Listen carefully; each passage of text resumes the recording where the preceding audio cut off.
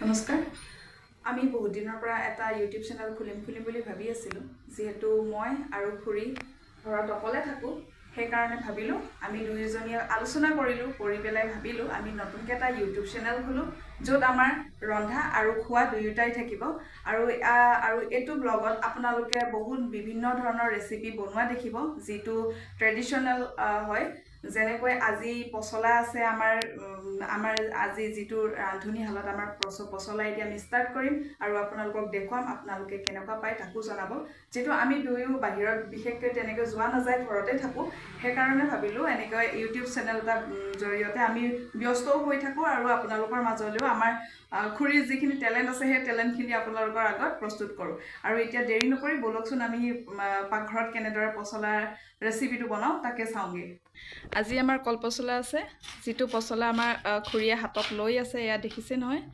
এতিয়া ধুনীয়াকৈ কাটিব আমাৰ খুৰীয়ে। খুৰী, পচলাটো কাটোতে কিমান টাইম লাগিব?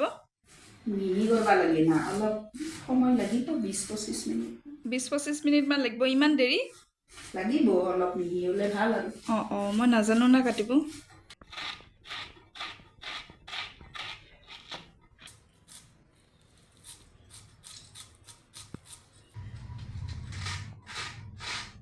এতিয়া খুৰীৰ হ'বই, অলপমান আছে আৰু পচলা। আপোনালোকে চাব পাৰে আমাৰ কলপচলা ৰেডি হৈ গ'ল। এতিয়া আমাক মচুৰ দালিও লাগিব, যিহেতু মোৰ মচুৰ দালি ছিংগুলকৈ মচুৰ দালি নাছিলে, চব মিক্স আছিলে। আৰু এতিয়া ইমানখিনি মচুৰ দালি মই ইয়াতে পানী দি পেলাই ভিজাব লাগিব আৰু পচলাটোৰ লগত মিক্স কৰিব লাগিব, যিহেতু পচলাটো অলপমান বেলেগকৈ ৰেচিপি এটা বনোৱা যাব। পানী ঢালি পেলাই অলপ সময়ৰ কাৰণে ভিজাই থৈ দিম, যিহেতু বস্তুটো কোমল হ'ব লাগিব। এতিয়া কেৰাহীটোত তেল দিলোঁ, গৰম হৈছে, এতিয়া জ্বলা দিলোঁ। এতিয়া পচলাখিনি দি পেলাই ইয়াতে অলপমান পচলাখিনি ভাজিব লাগিব আৰু ইয়াতে ভাজি আছোঁ। এতিয়া আমি দালিখিনি ধুই ল'লোঁ। এতিয়া এইখিনি চাব পাৰে আমাৰ ধোৱা দালি। ভাজা হ'ল, দালি অলপ দিছোঁ। এইটো চাওক, দালি দি পেলাই ফ্ৰাই কৰি আছোঁ। এইটো আমাৰ ঘৰুৱা খাৰ, মই নিজে বনাইছোঁ খাৰটো।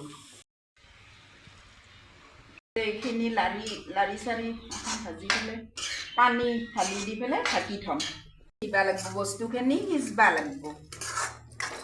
এতিয়া আপোনালোকে চাওক, পচলা 20 মিনিটমান সিজাৰ পিছত পচলাখন হৈ গ'ল।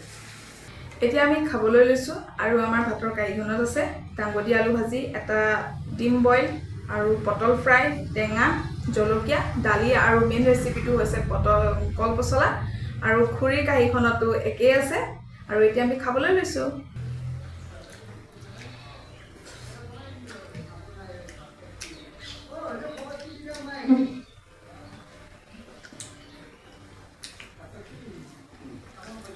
এতিয়া আমাৰ খোৱা বোৱা হৈ গ'ল।